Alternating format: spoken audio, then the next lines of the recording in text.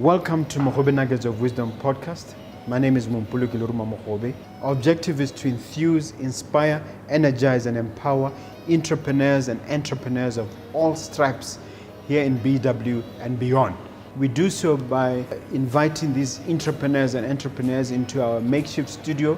Sometimes we call them to the restaurant, sometimes we go to our studio, and we ask them to share their experiential knowledge, their experiences, and their expertise. And we ask them as many questions as we can, aimed at empowering you also as a viewer.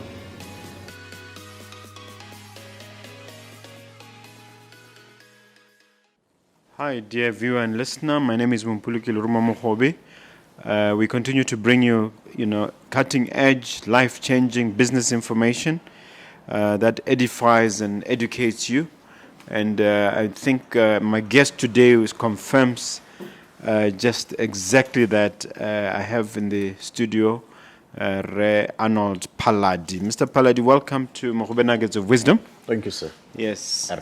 Would you care to share your background a little bit, who you are, what you've done, and so on? My name is Arnold Phaladi, as you've already said.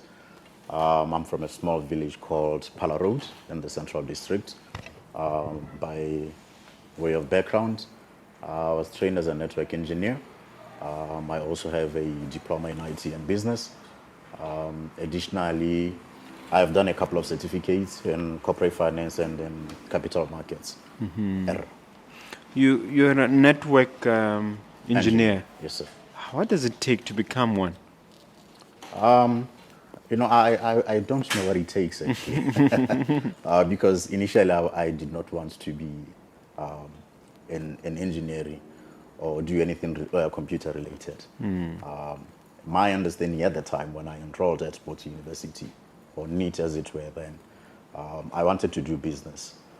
And then the admission officer at the time tricked me. She told me that, no, but you need computer skills because the future is going to be tech oriented, so you can couple that with business because we do have business in this course. And then I went for it, but after I think about a year or two, business was dropped and now we had to do hardcore IT. Okay. Yes.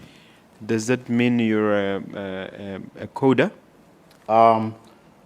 By qualification alone I am not. Because I'm into network. By qualification, I'm a network engineer. Okay. But by practice, yes. Because I've never really had an opportunity to do networking. My first experience after school was purely on programming. I was fortunate enough to be attached at Botswana University projects office when I was just finishing. Okay. And I did 3 months of programming and then I fell in love with it. Okay. Yes. What is the Geeks Studio all about? And describe each one of those names, because I think that's the name of your business. Yes. Geek, interestingly, it's a name that I got from different people who some felt I was a nerd, some felt I was a geek. A geek obviously would be someone who's technologically oriented, absorb information, and then carry out a function out of the information. Whereas a nerd would probably be someone that loves consumption of a lot of information. I would not go in so much as to say they don't carry out a function out of the information, but traditionally that is the definition and perception of a nerd and a geek. So because people called me by these terms at different points, I just took both of them and created a business out of it. Actually, indeed, there was a time when these terms had negative connotations, but I think Absolutely. These days you are praised for being nerdy and geeky. Yes, because in the past, the jocks or the sports personalities were the end thing. At the times of Kobe and Shaq and Michael Jordan and Iverson and all those guys, it was very cool to be a sporty person or a musician. But now, since the boom of the tech era, everyone wants to be knowledgeable and associate themselves with the tech boom. Yes. Why do you call it a studio? Because it is a place of creativity. It is a place of safety for innovation and creation of ideas and value addition to those ideas. Where is it physically located? We are in Gaborone right now in Block 5, from my aunt's bedroom. That is where we are currently located, but we do have an address in the CBD for all formalities. Okay. Yes. I imagine a lot of guys a little bit unkept, wearing torn jeans, maybe, half asleep, so looking a little scruffy, Yes. running around making things happen. Is that what happens? Well, my partner, interestingly, is sort of something of that sort. Except he's clean, he's well kept, except for the hair. Yeah, okay. And he's a very creative person. And interestingly, just to give you a background, when we were growing up, he's much older than me. I'm a bit younger than him. When we were growing up, he was always closed up in his bedroom, drawing. I was always somewhere with the family appliances, whether it's TV or the VCR. So that's where I've always been. And my older brother would have been somewhere Komaraking. My younger brother would have been somewhere in the streets where there's a party or there's where there are a lot of people. And when we grew up, we became exactly what we were as we were kids. Okay. Which is very interesting. Would it be fair to say that this is like Steve Jobs had Steve Wozniak? Was this guy you're talking about with unkept hair your Steve Wozniak? I don't know, possibly. Or is it better to say it's like what's his name? Former richest man in the world. He had David. He had Allen. Yeah. Possibly because I think maybe there's a pattern there. All these great innovators always have some partners who give them some sort of clarity and ground them and give them a sense of direction. I think also Mark Zuckerberg had someone similar. Yeah. Who had the business side of things. Yeah. Bill Gates is the name I was trying to Yes, recall. Bill Gates had Allen. Yeah. Yes. So, yeah, I think it could be true. It could be true. There's a pattern. Okay. Yes. Can you describe corporate innovation and creative problem solving? What is that? I don't know. There's an academic definition, and there's perhaps an industry definition, and there's also an experience or experiential definition. And by our definition, corporate innovation is anchored primarily on fostering a culture of creativity and value addition to ideas that employees come up with in order to optimize efficiency and profitability within an organization. Yes, sir. And it's tied with creative problem solving. It is. Because fundamentally, I think any problem needs some sort of creativity to tackle it. There are 1,000 ways in which you can approach a problem. If you have 1,000 ways to approach a problem, but the reality is people don't have 1,000 ways to approach problems. Often people feel stuck because they only had plan A. So when plan A fails, they can improvise and come up with a plan B. But because they do not have perhaps the necessary tools psychologically, they end up there. Yeah. But for a creative person, you would have plan A to plan Z, and then you would have sub-plans, and then plans to those sub-plans. Even the alphabet doesn't limit you. No, it does not. And I think because, there are different school of thoughts in terms of whether creativity is innate or can be learned. I think it's a bit of both, and therefore it reminds me of the age-old question: entrepreneurs born or made? Yes, and I think it's a bit of both. It's a bit of both. Yeah. And I think often. Well, there's a joke that I haven't met one who's not born yet. You can't be an entrepreneur if you're not born. Yeah. It's a joke. Yes. But But we know what you mean. Yeah. That is it innate? Yes. Or is it something you develop? Yes. And I think it's both. It can be imparted. Sometimes you may think you are not an entrepreneur, you're not an innovative person, until there is a shock, an external shock, that gives you no other room but to be creative or but to be an entrepreneur. Forces you to consider other options. Yes. Okay. The term itself, corporate innovation, how would you apply it to our setting, to our ecosystem here in Botswana? How would I apply it? I don't know. My mind is racing right now and trying to place it. I don't think it necessarily exists. It may, and I say it may because I am not privy to each and every single thing that happens in the corporate space. It may exist, but there are certain bodies, authorities internationally that say it does not. And therefore, that is why I'm a bit inclined to say it does not exist. So when you look at, for example, the Global Innovation Index, it does not rate us in any way. What number are we?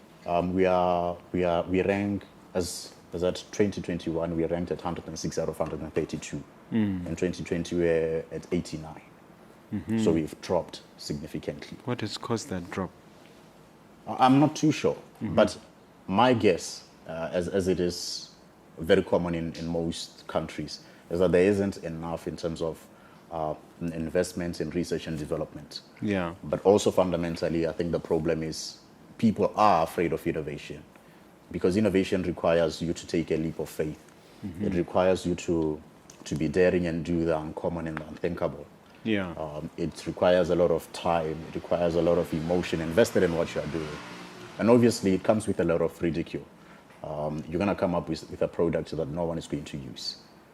You might come up with a product that no one is interested in, and you've lost a lot of money investing in that idea that you felt was huge and could be potentially groundbreaking and become the next unicorn, and it doesn't.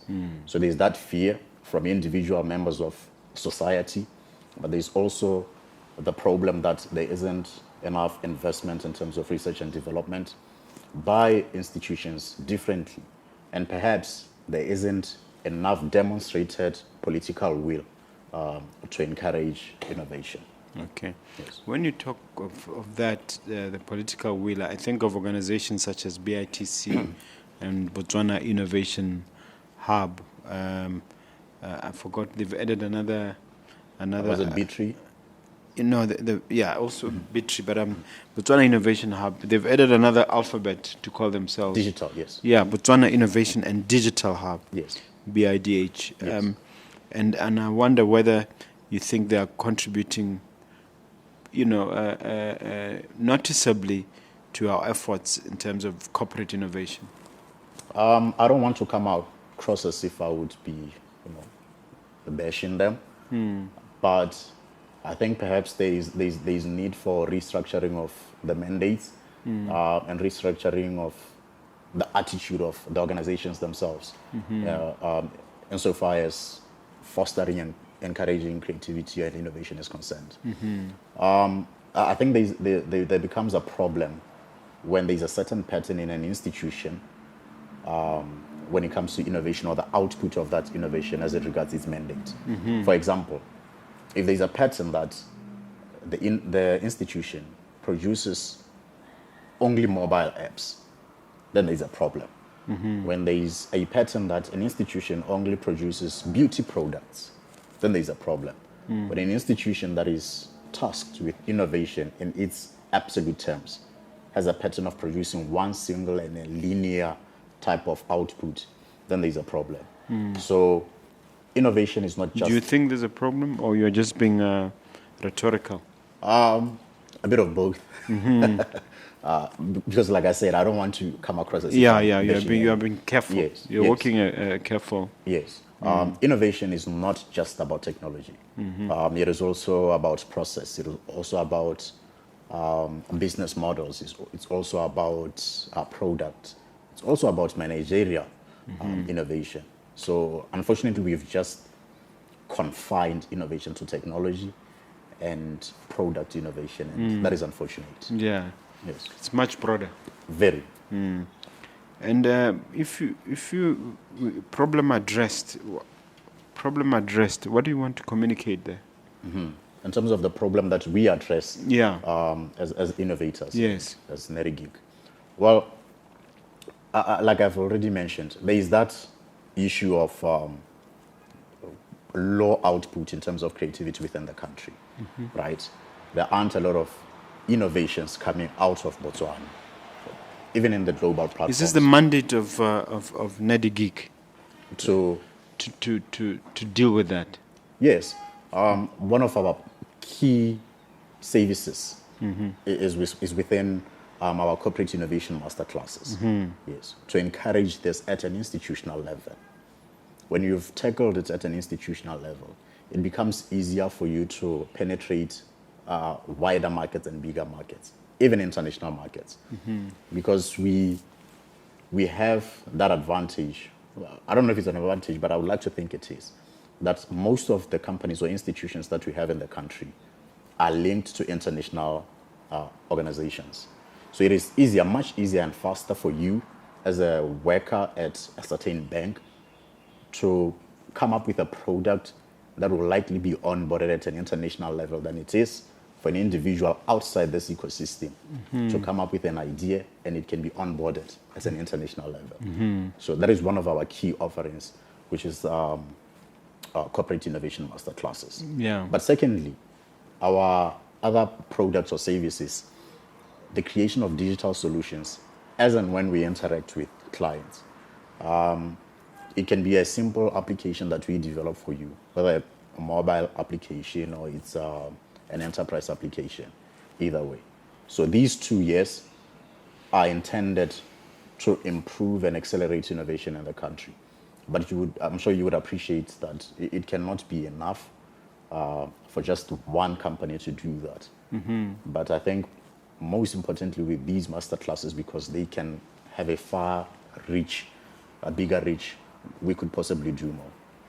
How do you propose to roll them out, and what is the curriculum, so to speak, for these master classes? Well, the master classes, initially, we thought of doing them perhaps once a year. But then we thought, what would be the impact? And what if someone misses that once a year master class? So we thought, okay, now let's just do them from the 30th of June to the 31st of August, 2022. That way people have different dates they can come for the master classes. Supposing one could not attend at a certain date. The curriculum is simple. We would be talking about algorithmic thinking. We'll be talking about creative problem solving. We'll be talking about algorithmic thinking, Creative problem solving, design thinking, and then also employ certain tricks, if you please, or hacks that individual attendees can employ at their workplaces. Just give an illustration of what you have in mind. I mean, let's just break it down. What is algorithmic thinking, and how can it help somebody who is in a corporate setting? For example, algorithmic thinking has to do fundamentally with inferred correlation. This is the situation, and these are the factors. Therefore, a decision can be derived out of these to come up to a certain output, a desired output. For example, you could take an example of a mathematical equation as an example. For a desired output could be 0. So how do you get to 0? Do you tweak this equation to be a certain way or to be that way in order to get to the output? And this is what fundamentally programming and algorithmic thinking is concerned with, or even innovation really, because at the end of the day, what you want is the desired output. What's the difference between normal thinking and creative thinking? Normal thinking, I've never really thought of thinking as normal thinking versus creative problem solving or creative thinking. I would answer it in this manner. You would think of, for example, if you were setting up this office, you would obviously need furniture, right? Yeah. So a normal mind says, I need furniture, therefore I need chairs, right? And these chairs are going to be used from 8 to 5. My mind is thinking, okay, these chairs are going to be used from 8 to 5. That is a very long time for someone to be sitting uncomfortably. Therefore, the chairs need to have a certain standard. To do what? Cater for my back, for example. So then what comes into play? Ergonomic design. So you think of ergonomically designed chairs to cater for my back. And then also you take into consideration, so who's going to be using these chairs? It's going to be Mr. Mogobe. Mr. Mogobe is 25 years old. So he's most likely to be comfortable on this type of chair than that type of chair. What is his personality? His personality, he's more of a sanguine, or he's more of a melancholic person. So this is the type of chair that would suit the person. So this does not only affect the person individually, but it also affects the output of the organization itself at the end of the day. So because if you are catered for at a fundamental level, your output is shown and is displayed in your work. Does design thinking something that architects and engineers should be focused on, or everybody should be a design thinker? I think everyone needs to be. Why? Or has to be. Because it's an everyday application. Yes. For example, I don't think life should be lived absolutely logically. It would not benefit anyone. There should be some value derived from your normal thinking and from your profession and from the way you do things. So design thinking would take different definitions, like I said. And personally, I don't think there is any correct definition, and I don't think any definition is limited to anything really. Yeah. I know MIT has our own definition. I have a good friend who's a design thinker.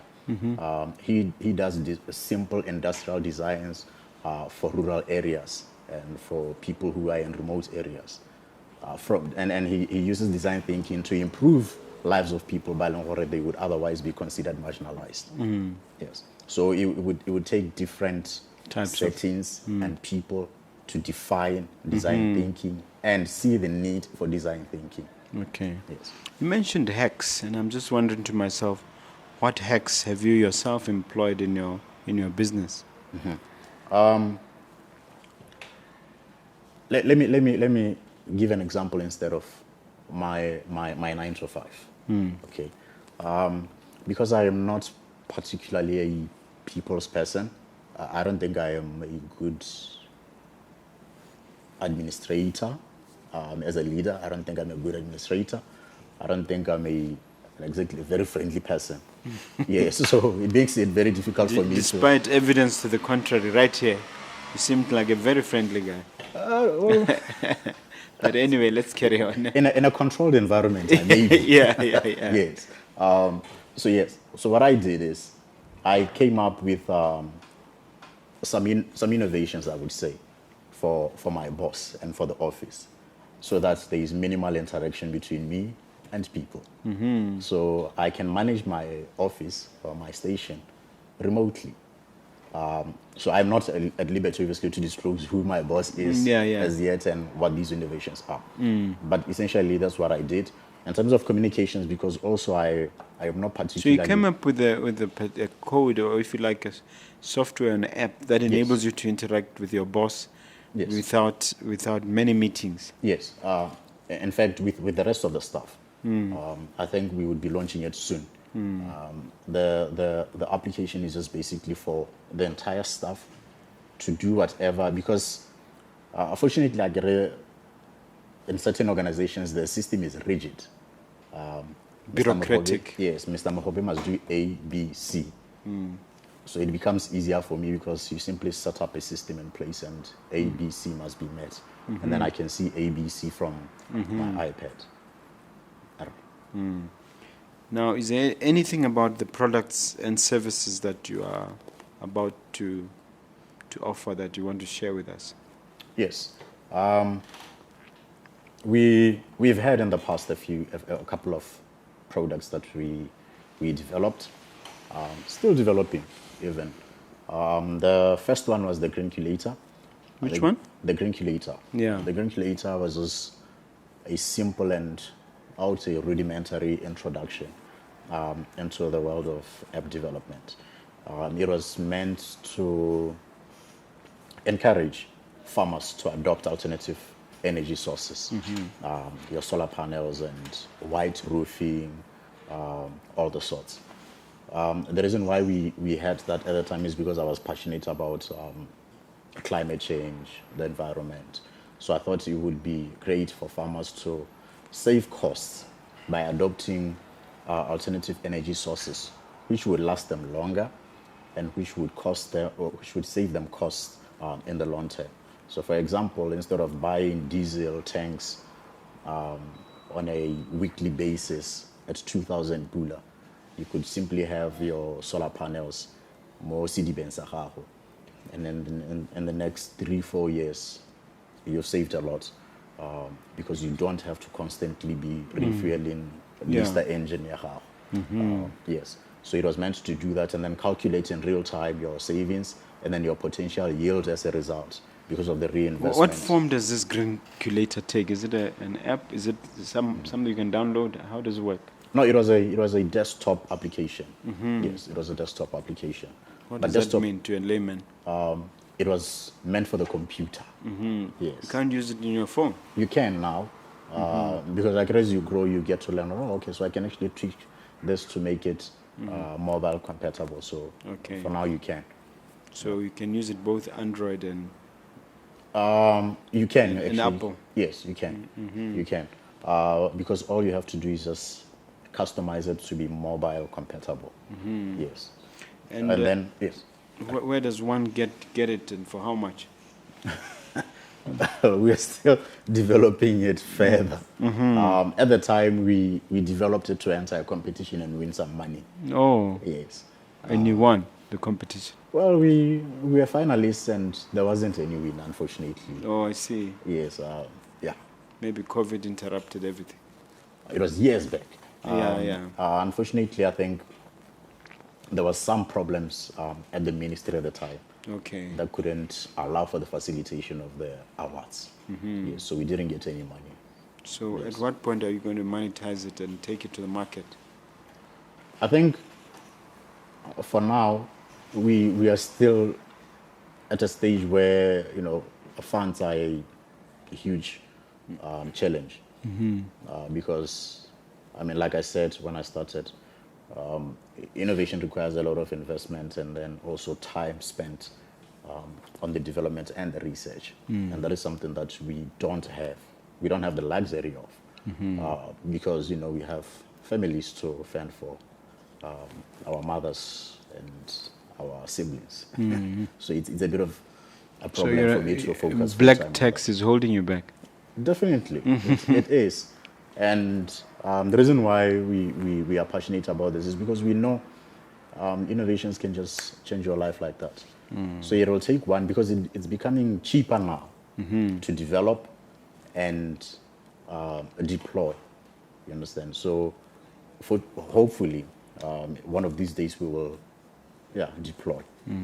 What other products and services you have up your sleeve, so to speak? Yes, another one in development which we got an award for was Rafa.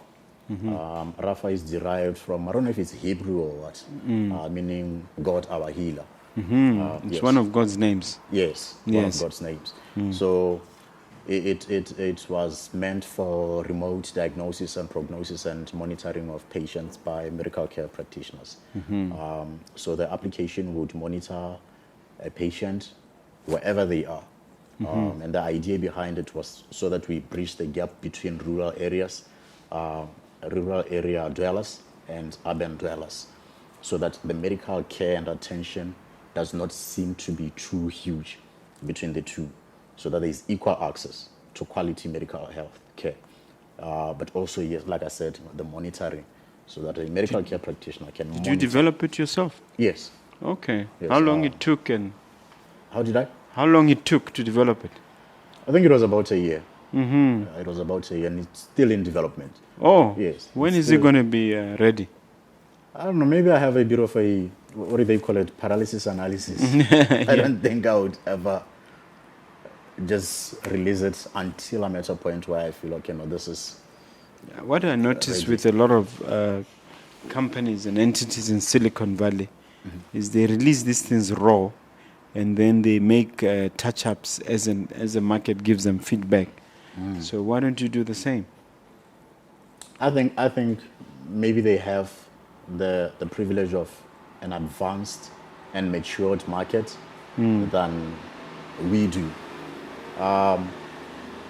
And because of, I don't know if it's the algorithm of these stores where you publish your applications, it would take me much longer for me to penetrate other markets than someone in the US would. And therefore, even if that is a good thing, the feedback that I would get would not be as significant as someone in Silicon Valley, for example, would get. Although I do appreciate that, I don't think our market also is as receptive as most markets are. I don't know if it's the psychology of the Botswana market, or of the Botswana buyer and consumer, or it has to do with maybe just the culture of the consumer. Is this a problem patterns. for Botswana exclusively, or it's a continental issue? Or I don't think it's a continental issue, because Nigeria, for example, has a lot of unicorns. It is the biggest exporter of innovations and unicorns. And then I think followed by Kenya, and then South Africa. But when I observe even in Google Play, for example, in Google Store, South African products are also struggling to penetrate and get a high number of downloads. is it a function of the quality of the product, or a function of the marketing skills? In terms of, because marketing is really about educating the market, isn't it? Educating the population. Could be a number of things, honestly. Sometimes I think, if you let me just point this out. What fundamental to an innovation is the concept of data-driven innovation and research-driven innovation. So that essentially means that there has to be data that informs the innovation. So if there isn't data sufficient enough to justify a market presence for your innovation, then it becomes a bit difficult for you to even penetrate that market. But there's also the issue of utility. What use and what good is this particular product in the market at the time? So, for example, there was the COVID registration application. I think it was the first time in my life that I had seen a Botswana application go over 100,000 downloads. I don't think I've ever seen any other. If there are, I apologize to the creators. I just haven't seen them. So that is an issue. And then also, when you look at South Africa, there are very few products that have been natively developed that have reached significant downloads. How do we apply algorithmic thinking and creative thinking to solve that difficulty? Touche. I think you get my point. I do. There is a need to. Absolutely, there is a need to. And I think because, fortunately, innovation, also one of its fibers, defining fibers, is trial and error. And it is also progressive in its nature. That's why I told you about Silicon Valley, trying things out Yes. before they, as they iterate. Yes. Are there significant barriers? I guess what I'm asking you is, how capital intensive is this effort, especially with regard to these two particular innovations you mentioned? I think it will be relative, really. I don't think it requires a lot of money. It's a lot of money when we don't have it. But in terms of the value that can be derived from this, and also the return on investment, it's not a lot of money. Is it crying out for angel investing or venture capital investing or a combination of the two? Maybe, but also I think on the condition that there's an appreciation that the investment or the yes, the funding itself comes with the risk distribution, that we don't assume the risk and the liabilities absolutely as innovators. That the minute you come into play, that you become a part of us, right? Well, the angels put their money on the line, Yes. hard-earned cash. Yes. So do venture capitalists. Yes. I mean, I know venture capitalists who will not get involved unless it's at least $500,000 US, and one or two angel network groups which will start at 100,000 pula. At what time frame in terms of return on investment? It's all negotiable. All that is negotiable. Okay.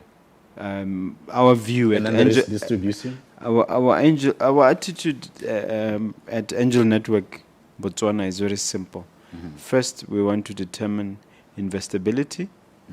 Is it investable or not? And then after we've done that, then we look at prospects for growth. Is it scalable? Yeah. If we can determine and deal with those two problems, then we're up and running. That's interesting. So maybe you should consider us. I will. Yeah, I will. yeah. For some of these, I will. Really. Yeah. Yes. How many products are in the offing, are still in the back burner under development? 3 right now. Except I'm not at liberty to talk about other 2 because this is where I'm with my partner. Yes. Yes, so I'm not at liberty So you to probably talk about signed NDAs and stuff. Yes. Yeah. I think 2020. Yes, we signed an NDA with a certain network that we are in talks with. But yeah. Yeah. Yes. All right. I think that the last one that I should mention that I'm most passionate about, particularly in this time where unemployment is just keeps going high, is one that we call career. A career is basically an application that takes the fashion of a boot camp to give you years of experience in a few months. And the reason why we do that is because we took that approach is because we think it is unfair that the job market requires a young person to have a huge number of experience, because by requiring 15 years of experience to take up a certain position, you're essentially disqualifying every single young person It's coming out of school. who's coming out of school. And we say we can't use that as a metric to qualify and disqualify people for work. We think that 15 years of experience is based off the backbone of the lottery of birth. And tell me about the boot camp, how it functions. Yes, you know how boot camps are meant to give you as much knowledge and skill as it is possible within a short space of time. This is the same approach that we use. So we think because 15 years of experience is basically a accumulation of business cases that an individual comes across within the workplace, and the attitude as well as the responses to those business cases. So we take all those from people who've gone through those already, and we package them and put them into this mobile application. So you can come through as a fresh graduate, and then you go through this. At the end of the day, you are certified as a masterclass practitioner or whatever profession, because you've gained that experience that could have otherwise taken you 15 years. And which fields are you focused on, or which professions? We're going to be starting fundamentally with administrative fields, and then also technology-based fields. As and when we get funds and resources, then we would expand further. Yes. And how long would the boot camp take to gain the equivalent of 1 year experience or the equivalent of 5 years experience? How does it work? I just wanted to correlate the boot camp to the the experience equivalent, so to speak. For example, if you take a position that requires 5 years of experience in marketing, as an example, there are certain functions from the job description that you must fulfill, right? So it is those fundamental descriptions or job roles that will determine your kind of course and how long it would take. Yes. So it would be those fundamental principles of your profession that will determine how long the course will take. Okay. Yes, based on the job description. So you would come with your job description. The job description will say, we want someone with 15 years experience. The person should have held 5 years managerial position, and they should have been responsible for these key roles. So you take those key roles, because we work, I think, based off the understanding that every single profession has basic principles of operation.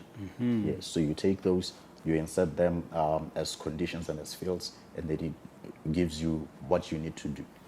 Okay, interesting. Yes. Now, I want to talk a little bit about the master classes for creative problem solving. Speak to a parent who may have a child and explain how they may benefit from this. Maybe a teenager, for instance. Yes. Look, we live in an era where technologies become rapidly increasing and penetrating every single sector and aspect of our lives. So if you are going to have a child that is productive and meaningfully engaged in the future, there's a need for you as a parent to invest fundamentally on who they are as a person and what they can offer society. And because there is this rise of the machines, where machines are fast replacing jobs that were done by people, there's a need to equip your child, your employee, with skills that machines cannot replace. For instance, machines do not have the inherent ability to be creative. Their creativity is based on the input of a person. Unless you're talking about AI. Yes, but even AI it is guided by input. So, for example, if you're using an AI that writes articles, it is guided by you. And AI cannot write an article without an input. Yes. So there's that, and you need to have some level of creativity in order for you to achieve that.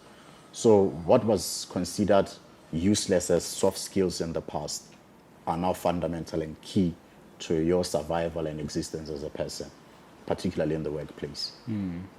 Example being emotional intelligence and yes, creativity even. Creativity, yes. So you need to be creative. I don't think.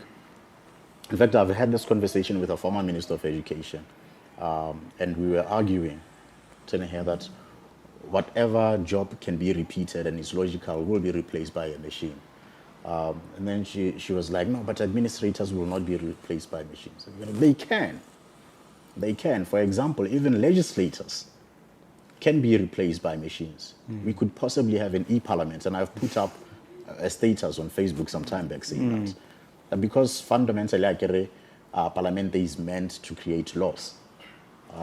And these laws are as a result of a need that is identified. I wonder how Botswana reacted to that post.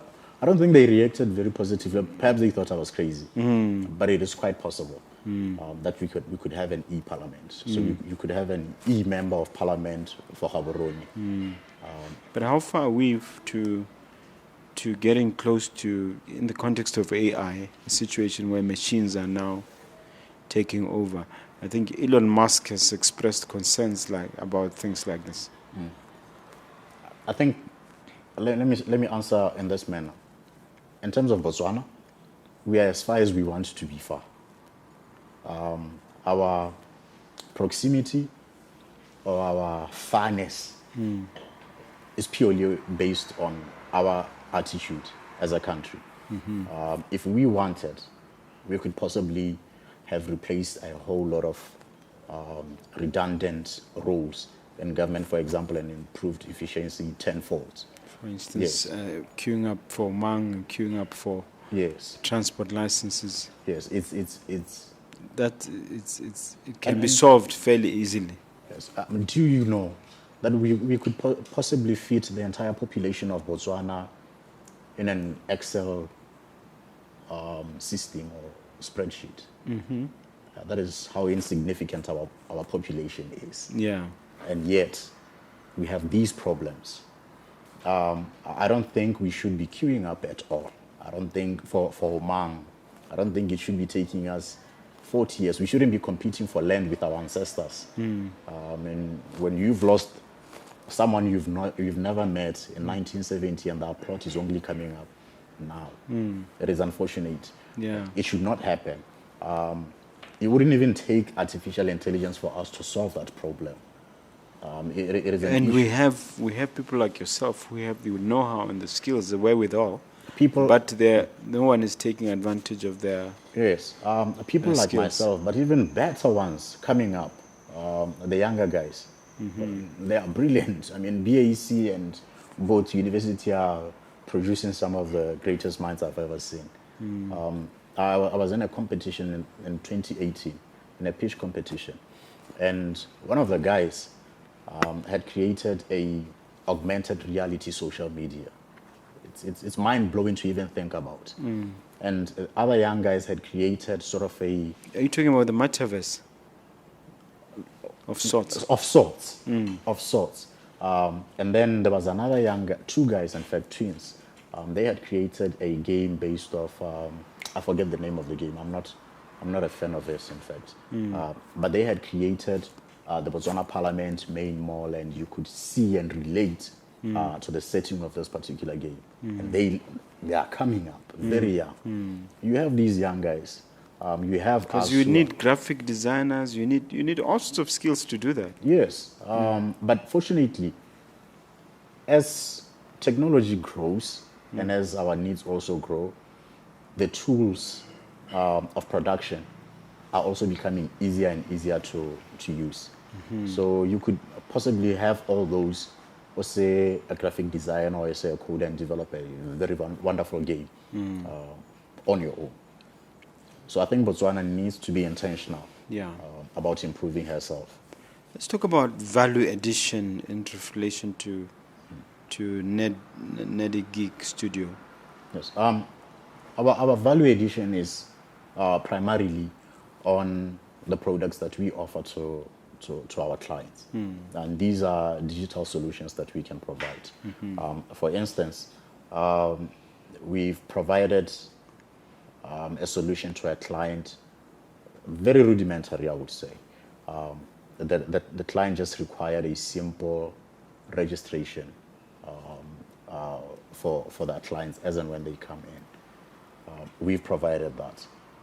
It may have seemed at the time like something big for them, but it was not for us because of our perception and understanding of customer needs and how best applications that we develop can benefit them. But I think also something that is invaluable that we add is that we spark something in their minds to show them that there is something that you can get here locally in Botswana that you have never thought you could get. That your mind can think greater than you think it can.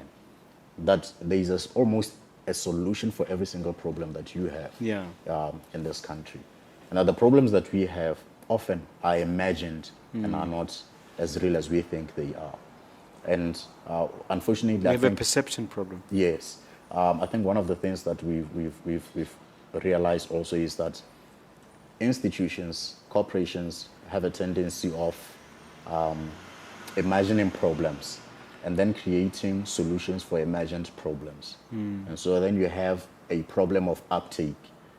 Can you give an example so we can understand you better? For example, there was a certain product that was created for Lerumo, a mobile app.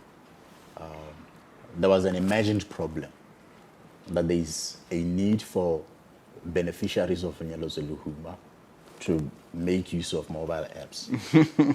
It did not fly. There was no uptake. Because they don't have yes, they don't have mobile phones, some of them, or They're they don't not- have what you call smartphones. yes, and also because internet penetration and smart device use in that bracket is very low, And So- yet a lot of money was spent. unfortunately.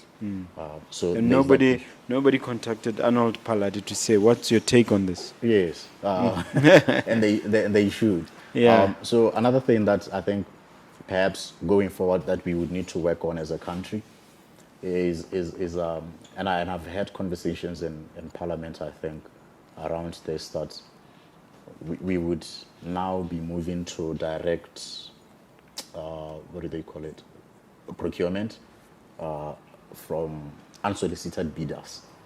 Yes, which I think is a very welcome move, because in the past you would have to propose. Because they are revamping the entire procurement system. Yes, and I think it's going to be a good thing.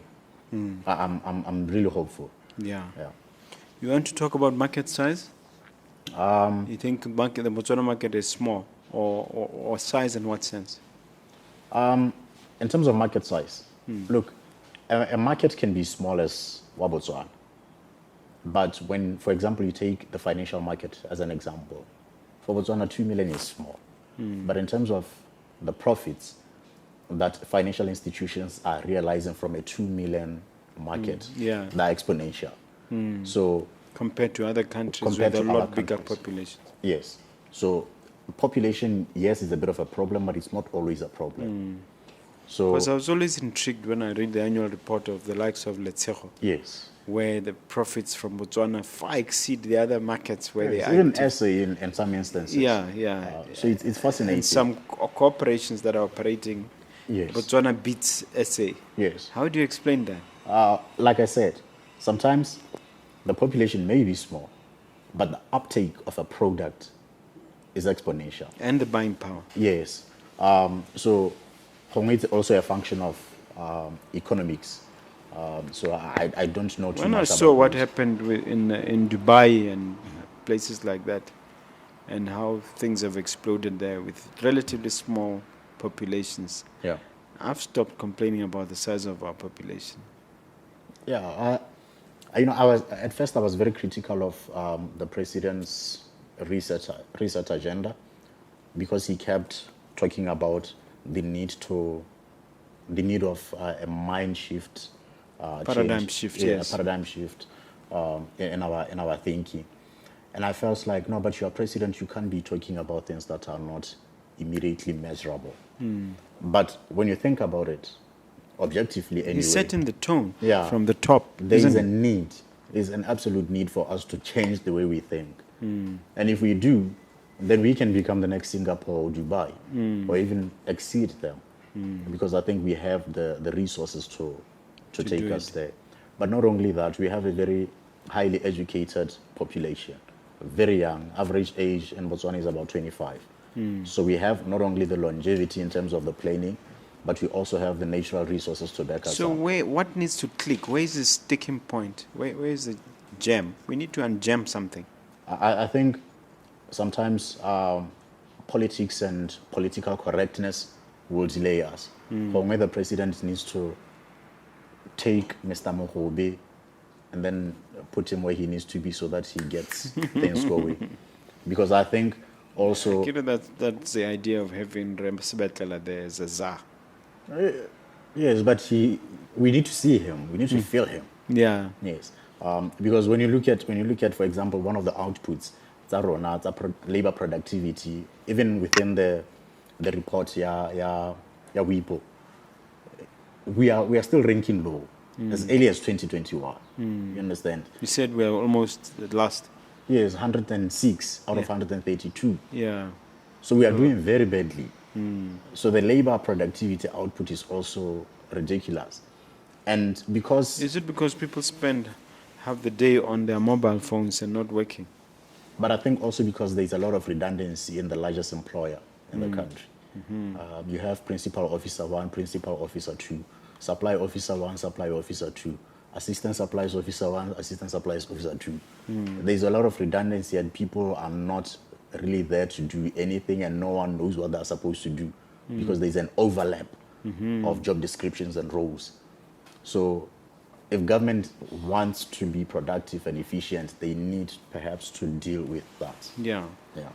Let's talk about competition and your competitive advantage. Yeah. Our competitive advantage, I would be academically incorrect, deliberately so, and say that our competitive advantage is in what is innate in us and our What's ability.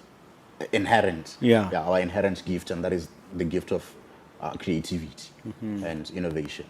So Mr. Mogobe may be coming up with whatever creative and innovative products he does, but he certainly cannot do what we do. And our burden as Neri Geek is to demonstrate that to the client. And we do that by making sure that our pitch is as we say it is, and that the products that we come up with, the prototypes, the mock-ups, are as we say they are, and demonstrate our creativity and our innovation. Yeah. But what we also need to demonstrate, and we have demonstrated, is through the awards that we've gotten over the years. The national finalists is the 2013 Botswana Young Innovators, 2018 Creative Business Cup second runner-up. We've had nominations, the FMT SADC, 2020. We've participated, in fact, in the SDG Innovation Star Ghana. So we have that background. But I think more importantly, and it is often something that people shy away from, is that we've always been creative as far as primary school. So that is something that we take pride in because it is not new to us. Yes, yes. From math and science to social sciences fairs, to whatever, we've had Lots of these awards have been won. A lot. Which takes me to my next point. Share a little bit about the awards, the team, the traction. Yes. The awards that we've won, I've already mentioned them. Botswana Young Innovators, we are finalists nationally. And then we took part in the SDG Innovation Star Ghana in 2019, I believe. In 2018, we were second runner-ups for Creative Business Cup. And then as early as 2020, we were nominated as finalists for FMT SADC Innovation. Okay. Yes. Let me ask you two quick questions because time is running out. Zaga. Is there Zaga in this industry? And if so, what can you tell us? Zaga, Manis. Yes. I will tell you, as a business person, as an investor, there's a lot of money to be made in tech. There are a lot of solutions that are needed. And there's also a need to demonstrate the need to clients because sometimes the need is not immediately realized by the client. So if you have money to spare or not, you need to pump money into technology startups and businesses. There's a lot of money that can be made there. But also, there's a need for mentorship and guidance in terms of business best practices. Because you can be creative, but it does not necessarily make you a business person. No, it doesn't. Yes. Yeah. Your product does not have to become the business. Yeah. And when as an individual, you don't have to become the product or the business. So there is that problem that needs to be addressed, and I think this is where you would be best placed to come in. With the money, of course. Don't forget the checkbook. Yes. Mr. Phaladi, your brand 10 years from now, 20 years, what emerges? What can we look forward to? I've always had a dream of owning a lab. I think I'm very passionate about this thing, and I've paid for it. I mean, I've had a lot of whoopings from my parents as a child because of my curiosity. And you're the kind of guy who dismantles watches and... Yes, let me tell you a short irons. story, actually. Yeah. One time I am watching cartoons. The cartoons were called Quentin. He was a galaxy fighter. So he had a sort of a rod, electronic. So one time he's fighting these aliens, and then he points his scepter at the screen. At the time, the reels are black and white. And then a very dim. So he keeps on holding it. I thought it was part of the Popeye. Turns out ishile the fuse. So I opened it up, trying to fix it, and then I only made it worse. So you can imagine trying to explain to a Botswana mother that you were watching cartoons, and then this cartoon pointed a scepter at the screen, and the screen went blank. Yeah. So I got a whooping because of that. Yeah. So I've paid my dues. Yes. So 10 years from now, I want to own a lab, an innovation lab. I don't want to be focusing on just mobile applications or enterprise applications. I want to go into bioinformatics, and I want to go into nanotechnology and biotechnology. I want to go Sounds into very that. fascinating. Maybe you'll come back and talk a bit more about that. Do you have a question Yes. for me? Yes. My question is, how accessible are you? And you, I mean, yes, Mr. Mogobe at a personal level, but also your network and also people who are perhaps in your position and your privilege and blessings. Now, how accessible are you to this huge market that we have, and market and potential that we have in the country? And how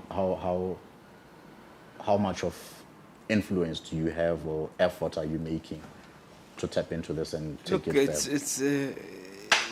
it's not a black and white type of question that we can answer. Accessibility is a function of many things, but we try through the mentorship programs we offer to attract people to share our wisdom. You know, what little wisdom we have, and to also learn. Yeah. Remember, you mentioned that our population is very young, so you learn a lot from these youngsters. After all, Setswana saying says that "Botlhale jwa phala bo tswa phalaneng." Yes. So that's the first point. The second point would be through Angel Network Botswana, we offer mentorship services where we try to make ourselves accessible to the right people, because you can't always, as a business person, be running after everybody with an idea. Yeah. So you want to make sure that you deal with people who have ideas which have a certain level of traction, or at least proof of concept. So we do that, and I think we're meeting with some, and we're getting 4 pitches in a few weeks. So we try to make ourselves available, but you always try to be jealous of your time, because time is the only thing that you have that is totally irreplaceable. That's true. Totally irreplaceable. So, That's true. but nevertheless, we do our best. You know, I offer myself, even sometimes in the context of the Khota. You may not know this, but I'm a headman from Odukanele. No, I've seen. Yeah, so once in a while I go there and meet the people, and whether it's a social gathering, you know, be it sadly funerals or weddings now, we try to make ourselves available. And I'm lucky in that I have a very good team that I now be able to run one side of the business. I don't have to be always physically here. Yeah. So it's a work in progress, but I do my best to be accessible. All right. Yeah. All right. Could you talk to that individual who's watching you and leave them with a final motivational message, and share your contact details as well? Okay. That camera. My final word is, as best as you can, learn and consume and absorb as much information as you can. The more you learn, the less you fear. So it is very important that when you have the opportunity to learn, not just from books but also from individuals, you do that. Learning expands your mind, and as you expand your mind, you become even more creative. And when you become creative, you see opportunities where they would otherwise not exist, and then you can capitalize and commercialize on that. So learn. Learners are leaders. Contact details. Contact details. You can contact me at 73-467-702. 73-467-702. Otherwise, I'm Arnold Phaladi, everywhere on social media. Okay. You're available in all of them? Oh, okay. Great Most of stuff. them. Yeah, okay. Yes. Great stuff. Thank you so much for coming. Thank you, sir. All right.